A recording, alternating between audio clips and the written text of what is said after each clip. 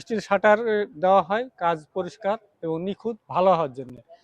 আর শাটারে কাঠের স্টিল শাটারে তেলটা দেওয়া হয় যেন সিমেন্ট বালুটা শাটারে ধরে না নেয়, এবং ধরে নিলে চটা চটা হয়ে কলমটা খারাপ হয়।